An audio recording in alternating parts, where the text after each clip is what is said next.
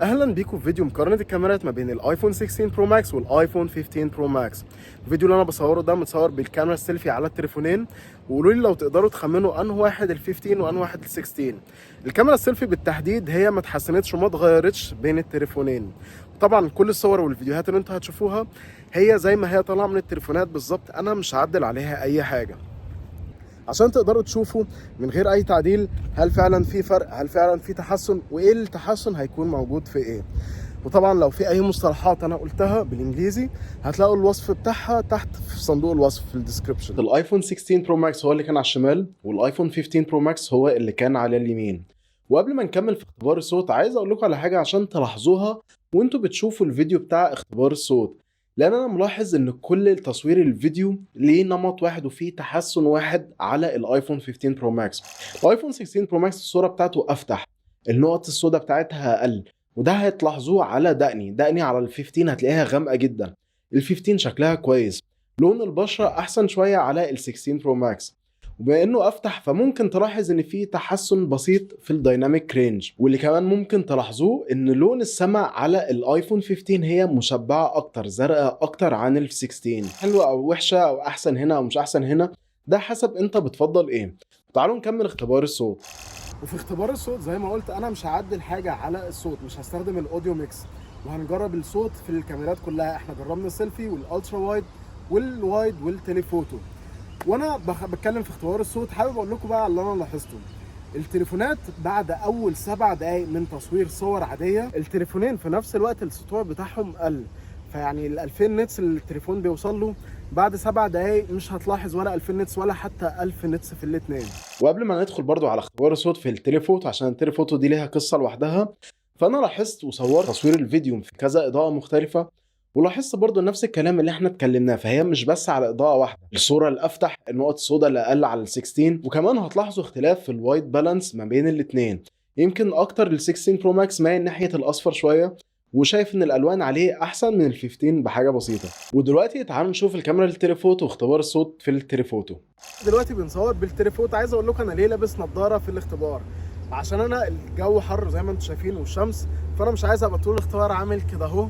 الصور ولا الفيديوهات بيبقى شكلها حلو، واديني بتكلم معاكم اهو عشان نشوف الاختبار في تصوير الصوت تصوير الفيديو. الشمس لحست مخي. يلا نكمل بقيه الاختبار. اول حاجه هتلاحظوها بعد اختبار الصوت، انا شايف ان الصوت في العادي من غير استخدام الاوديو ميكس فالاتنين قريبين جدا من بعض. الحاجه الوحيده اللي انا لاحظتها على المونتاج ان الايفون 15 برو ماكس الصوت بتاعه على 44 كيلو هرتز، والايفون 16 برو ماكس على 48 كيلو هرتز. مش عارف دي حاجه هتفرق ولا لا، لو حد فاهم اكتر في الموضوع ده يكتب لنا تحت في التعليقات. تاني حاجه تلاحظوها ان الصوره بتاعت التليفوتو سيئه جدا في تصوير الفيديو على الاثنين ال 16 وال 15. عارفين ده ليه؟ عشان التليفون ما بيصورش بالكاميرا التليفوتو.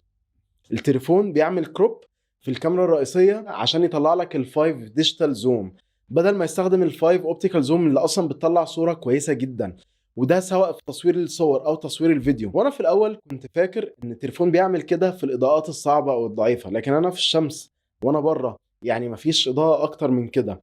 ولما نشوف في ظروف تصوير مختلفه او في اضاءات مختلفه هتلاقوا ان الاتنين مطلعين اداء كويس جدا، نفس الملاحظات اللي احنا اتكلمنا عليها بس الاداء بتاعهم كويس. طب ليه التليفون لسه بيستخدم الكاميرا الرئيسيه عشان يصور بيها التليفوتو الفايف تايمز؟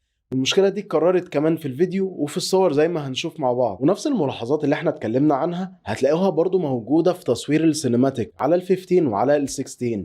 الصوره الافتح، البلاك بوينت الاقل، انا عجباني الالوان اكتر برضو على ال 16 برو ماكس عن ال 15 برو ماكس.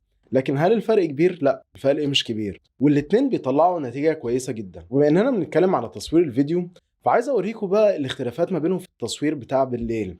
عشان انا لاحظته ان الكاميرا السيلفي الاداء بتاع الاتنين كان كويس جدا وقريبين جدا من بعض، الاتنين فيهم تقريبا نفس الوايت بالانس، نفس التفاصيل، نفس النويز، درجه النويز. لكن لما نيجي نروح بقى على الكاميرات الرئيسيه عشان دي اكتر حاجه استغربتها، فانا عاجبني الصوره بتاعت ال 15 برو ماكس اكتر، لان ال 16 برو ماكس الصوره بتاعته مايله على اللون الاخضر، وتشوفوا اللون الاخضر في السماء، في اللون اللي حواليا، حتى كمان على لون بشرتي. هتلاقي فيه تنت على ناحية الأخضر. وطبعا أنا عملت اختبار للتثبيت في تصوير الفيديو سواء في المود العادي أو في الأكشن مود. وفي المود العادي أنا ملاحظتش أي فرق ما بين الاتنين أداء بتاعهم كويس. وكمان جربت الأكشن مود في الكاميرا الألترا وايد، وكمان جربته على الكاميرا الوايد. مش هتلاقوا اي فرق ما بينهم، الاتنين الاداء بتاعهم كان كويس والاتنين الاداء بتاعهم زي بعض بالظبط. لكن عارفين ايه الاداء بتاعهم مش زي بعض؟ في تصوير السلو موشن. ويمكن دي اكتر حاجه مميزه في ال 16 برو ماكس. تصوير السلو موشن الايفون 16 برو ماكس هنا بيصور 4K 120 فريم في الثانيه، اما ال 15 بيصور 1080p. فده واضح جدا في الصوره اللي قدامكم، لان الريزوليوشن اعلى على ال 16، هتلاقوا تفاصيل اكتر على ال 16، وكمان الالوان أنا شايفها احسن شويه على ال 16. ويمكن في كل اللقطات مش واضح، لكن لو ركزتوا في لقطات معينه هتلاقوا ان في دايناميك رينج احسن شويه برضو على ال 16 برو ماكس. وخلي بالكم انا بصور هنا 4K 120 فريم في الثانيه في المود العادي، انا ما صورتش دولبي فيجن وكمان ما صورتش برو ريز، والتليفون يقدر يصور في الحالتين كمان 4K 120 فريم في الثانيه. ده عشان انا في اختبار الكاميرات ومقارنه الكاميرات ببقى عايز ان انا اوري المستخدم العادي لما يجي يستخدم التليفون الصوره النتيجه هتبقى عامله ازاي.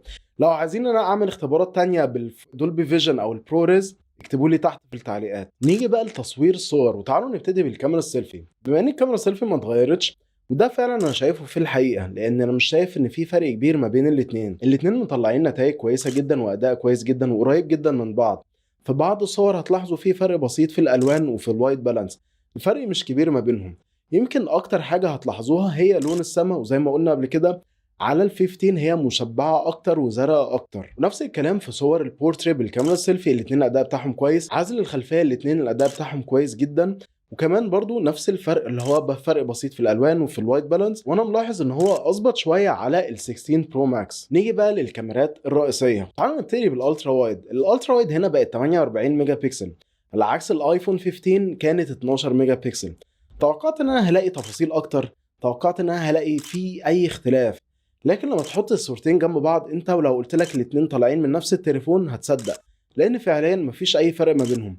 انا عملت زوم ان 200% و400% على الصور عشان اطلع اي فرق بسيط في التفاصيل، لكن الاتنين الاداء بتاعهم كان زي بعض بالظبط. تعالوا اوريكم الحاجه اللي ممكن تلاحظ فيها الفرق في تصوير الالترا وايد وتستخدم فيها ال 48 ميجا بكسل، وهي الصور بتاعه الماكرو. صور الماكرو انا شايفها تفاصيل فيها احسن، الفوكس فيها احسن على ال 16، وده تقريبا اكبر فرق في التصوير على التليفونين. اما في الكاميرا الرئيسيه فبرضه هتلاقوا الاتنين قريبين جدا من بعض، لكن لما تيجي تركز في التفاصيل هتلاقي ان عزل الخلفيه على ال 16 برو ماكس اقل من ال 15 برو ماكس. تفتكروا ده ليه علاقه بموضوع الفيوجن كاميرا فقللت العزل؟ العزل فيه عزل موجود لكن هو اقل على ال 16، ودي حاجه ممكن ما تفرقش مع حد وممكن ما تلاحظهاش. انا لاحظتها عشان حاطط الاتنين مع بعض وبعمل زوم عشان اشوف الفروقات البسيطه اللي ما بينهم عشان احاول اطلع فروقات ما بينهم. اما بالنسبه للتصوير بالكاميرا التليفوتو فهنا انا شايف ان في فرق، وشايف ان ال 16 الصوره بتاعته احلى من ال 15. واللي انا بتكلم فيه ده من ناحيه الالوان ال 16 احسن من ال 15. التفاصيل الاتنين تقريبا زي بعض، عزل الخلفيه الطبيعي الاتنين برضو زي بعض. لكن كمان لاحظت ان كمان ال 15 هنا الصوره بتستخدم الكاميرا الرئيسيه اكتر من ال 16.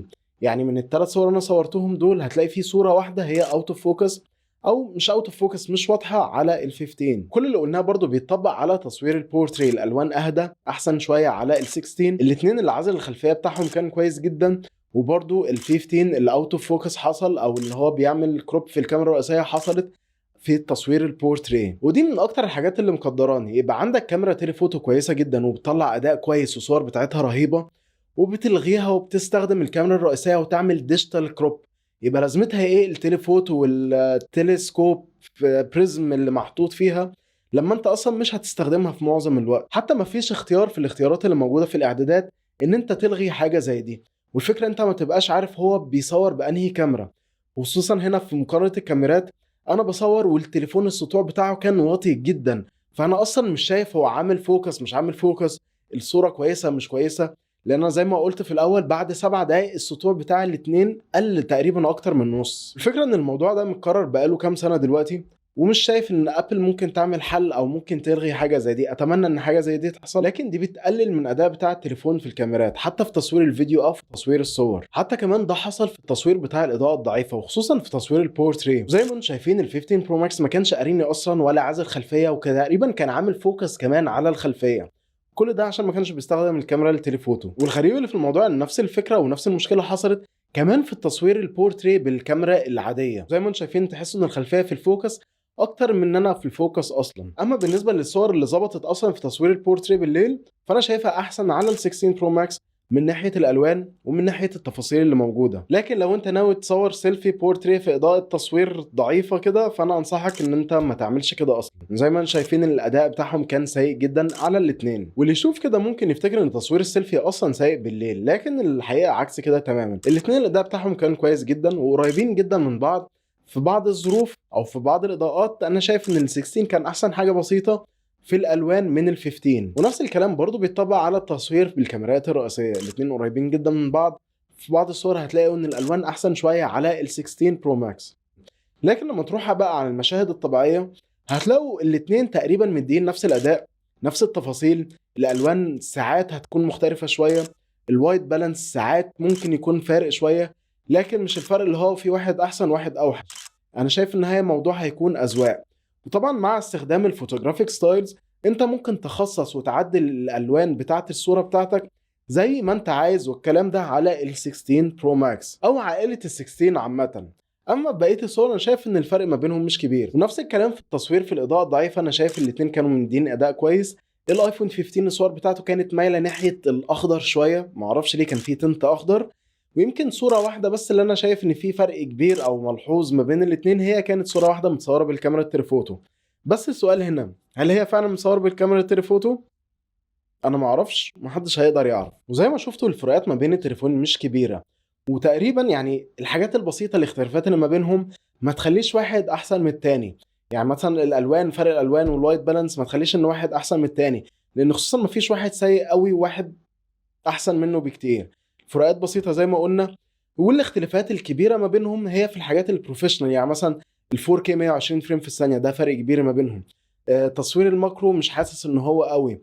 التنت الاخضر ده موجود هنا ساعات وموجود هنا ساعات. لكن الحاجه اللي ممكن تميز ال 16 برو ماكس وخصوصا في التصوير هي الفوتوغرافيك ستايلز الجديده اللي بتخليك تعدل في الالوان والتشبع والمود بتاع الصوره بشكل سهل جدا وسلس جدا. طبعا دي هتكلم عليها اكتر في فيديو المراجعه بتاعت ال 16 برو ماكس، ونتعمق بقى فيها ونشوف كل الاوبشنز اللي موجوده وايه الامكانيات بتاعتها. وقولوا لي رايكم ايه تحت في التعليقات، هل انتوا شفتوا فروقات تستاهل ولا لا؟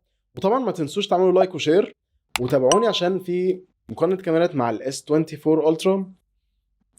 وان شاء الله اشوفكم الفيديو الجاي. السلام عليكم.